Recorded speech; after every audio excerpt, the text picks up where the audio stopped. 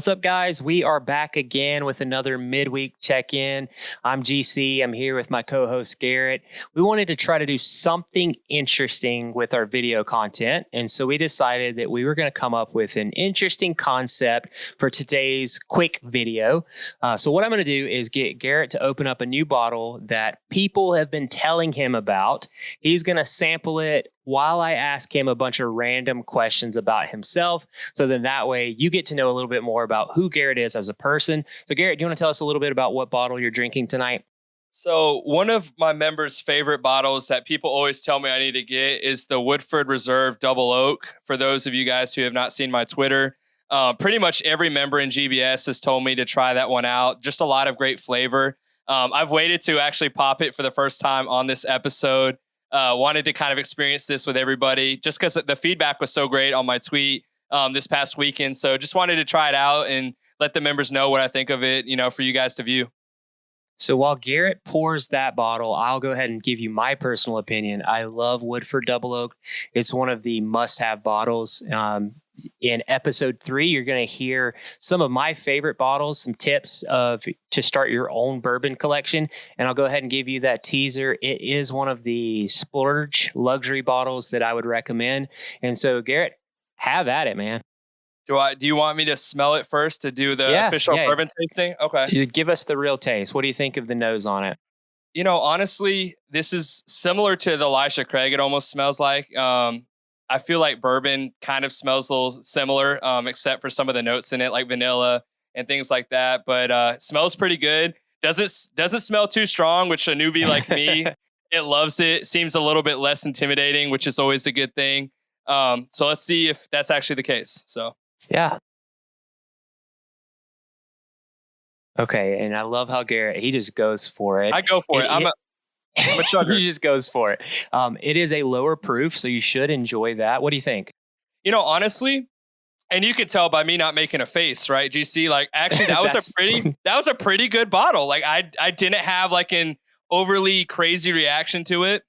It's something that you could drink. As long as there's no visceral reaction in his face, then Garrett enjoys it. So what kind of notes did you pull off of the taste there? Honestly, I can definitely get that oak taste a little bit, which makes sense, right? It being a double oak. Has a really solid taste, not a burn, and GC, it's funny, like, you've seen me drink a lot of bourbon now, so I'm not a liar. Like, if I make a face, then it's like really strong. But honestly, honestly, that's a great bottle, honestly. And shout out real quick to Donahue's Fine Wine and Spirits in Easley, South Carolina. They hooked me up with the bottle at a really great price, and I just have to say that is definitely one that I would buy again. I'm really big, like I mentioned before, I'm really big into the bourbon that has that kick, but not too much to where I'm making, like a weird face or having a burn on my throat. I love that. That's actually might be my favorite bottle of bourbon, maybe more than Buffalo Trace. Absolutely, man. I love to hear that. It is a treasure for sure. I know a lot of our members, Eddie has mentioned it. Yeah. Kyle has mentioned it. This is something that me and my family, we love. And so Woodford Double Oak, if you have not tasted it, it is certainly worth the money. Usually it comes in between $50 and $65. It is worth every penny for sure. Well, and I was going to say too, so two of the people that actually tweeted out at me, some of my friends in GBS, Miss Sharon and then Vivian Gregory, had commented on it like, hey, I actually really like this one too. I'm new into bourbon, so I had high hopes for it, and I'm actually really happy that I wasn't disappointed. It was a great bottle. I mean, and obviously I just had one sip, but definitely something that I would definitely go back to. And I think for like a beginner, who's into bourbon or who's trying to get into that was a very good selection. Like, I would definitely buy that again if I saw it.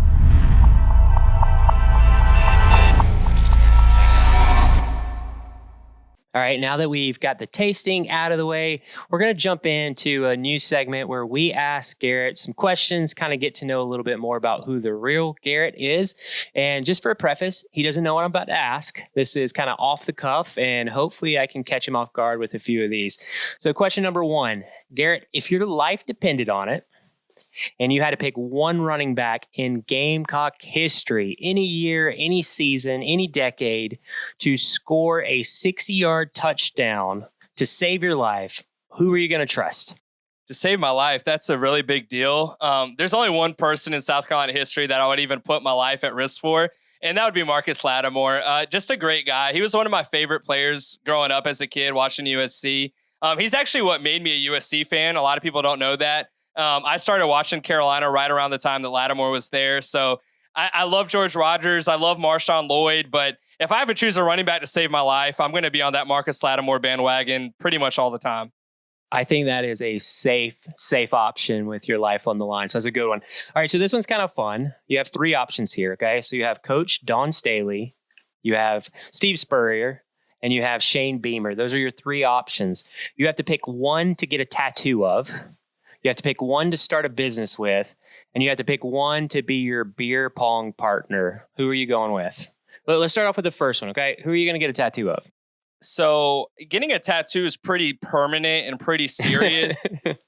I'm going to have to give it to my queen, Dawn Staley. I mean, what she's done, not only for women's sports, but just women equality in general. Like, I'm such a big fan of Dawn Staley. No disrespect to Spurrier or Shane Beamer, but if I'm getting a tattoo of anybody, it's for sure going to be Dawn Staley. She is a queen. She has just changed the way that we view women's sports at South Carolina, but even really bigger. So I would have to get a tattoo just in her honor. If we're going That's business, perfect. That's a perfect answer.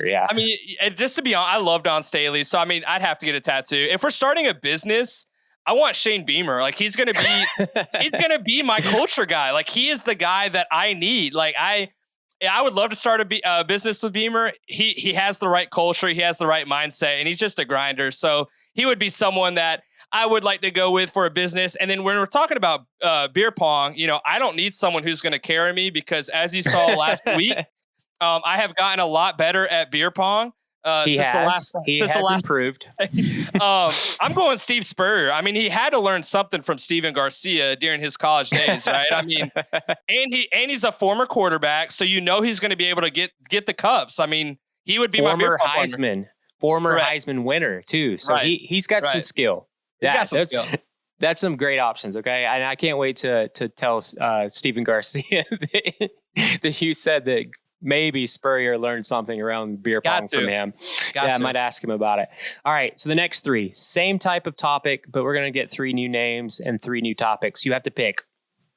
These are all of your favorites, so you may have a hard time with this. All right. First, we're going to go with Will Muschamp. Then we're going to go with Mike Bobo. And then we're going to go with Dabo Sweeney. So this is your 3 amigos, your 3 stooges, so to speak.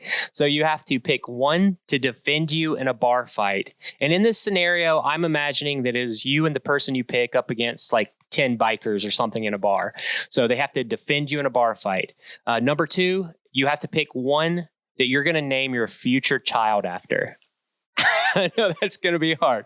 Number 3, you have to name one that you want to go party with at Vegas. So you're going to Las Vegas. Who do you want to party with? So the 3 options: Will Muschamp, Mike Bobo, and Dabo Sweeney. And just so you know, Garrett, you do have to answer. People are not going to judge you because I'm forcing this on you, but you got to pick. No, I'm okay. I'm ready to come up to the plate and answer these questions. So who am I picking in a bar fight? It's going to be Will Muschamp. I agree.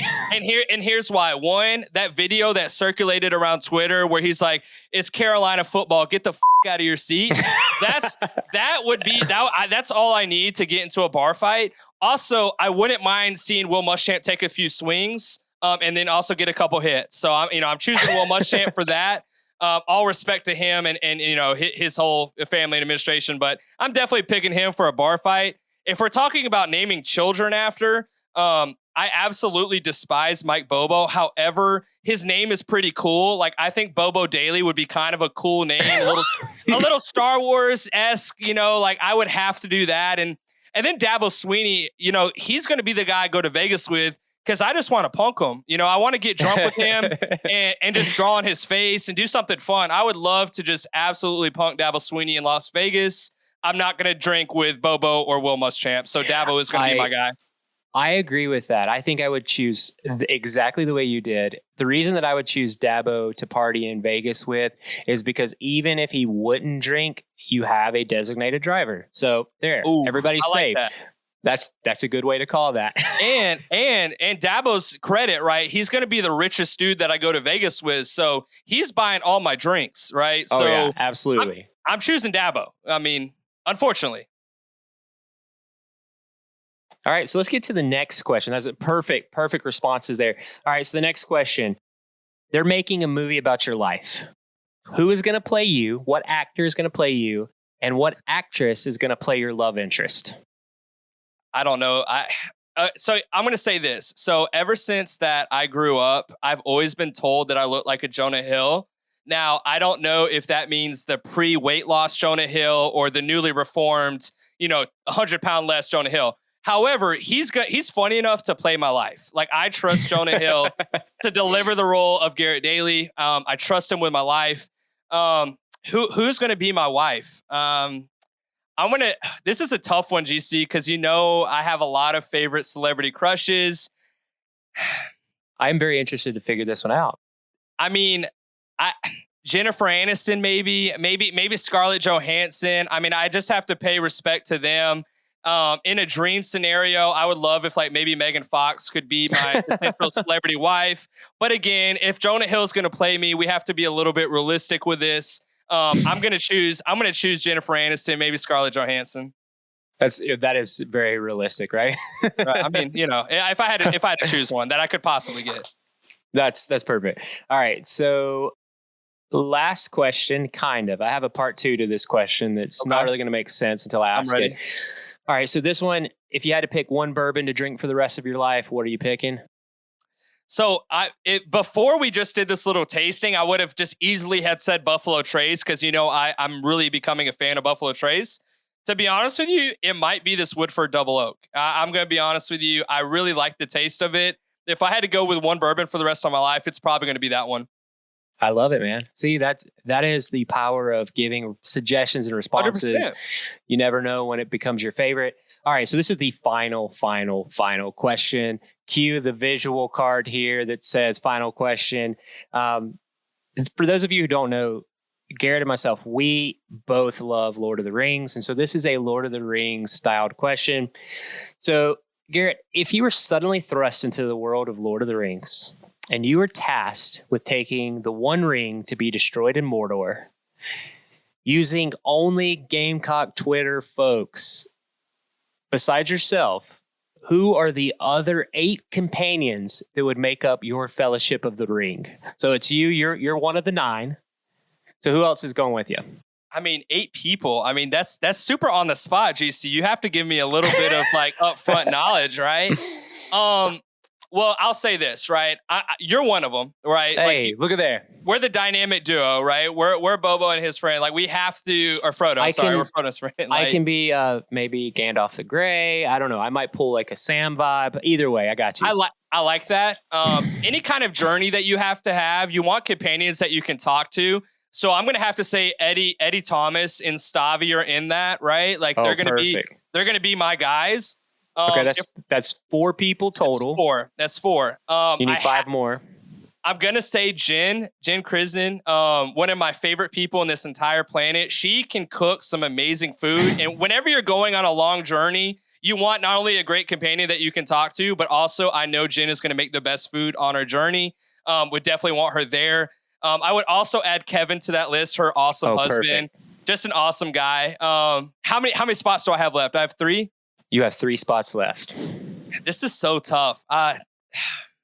GC, I need help here. Who would you think would be a great companion? Oh, Paul Miles.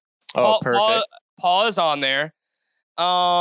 Miss Hopkins, right? I was about to say you're forgetting somebody obvious. I completely, literally, I forgot Miss Hopkins. I'm so sorry that you're not number 1 on my list. You should have been the first name that came out because me and her are going to be having funny satire stories on our little journey. And then finally, I have one more spot, right? You have one more spot. This is a clutch. It's to round it out. Maybe save the best for last, okay? Maybe so. Any journey that you go on, you need a storyteller, right? So we're going to need someone who can paint, who can write, who can do all of that. I have to get my good friend John Moore on our journey, right? Boom. There it is. Have to. He's going to be the guy that's going to record all the history. He's going to make paintings of us. He's talented. I mean, I have to have him on the journey with us, right? I mean, I couldn't think of anyone else, like, honestly. That's it, man. And with that is getting to know Garrett a little bit better. And before we sign off, just want to remind you, this week we are doing a special interview with Mike Montgomery. Be on the lookout for that to drop in episode 4. We will be releasing episode 3, our interview with Steven Garcia, later this week. And if you have the ability to be in Kentucky, hit me up. I'm going to be there tailgating. Sadly, Garrett had to work, so he will not be there. So I'm looking for some cool Gamecock bourbon people to hang out with. Make sure you jump on our Peter Millar polo, the merchandise that we're doing there with them. The one thing I want to note about that is we are going to be closing the pre-order on Friday. So get your order in. There's plenty of space left. Get your order in before Friday because we're going to try to place that order as quickly as possible. Garrett, do you have anything to close with? No, I just want to say again, we appreciate all the support. I know, especially with the pre-orders and stuff, it's been really amazing. We've had a lot of people subscribe to our podcast, our YouTube, and honestly, we just really appreciate the support, y'all. All right. Well, with that being said, go Cox.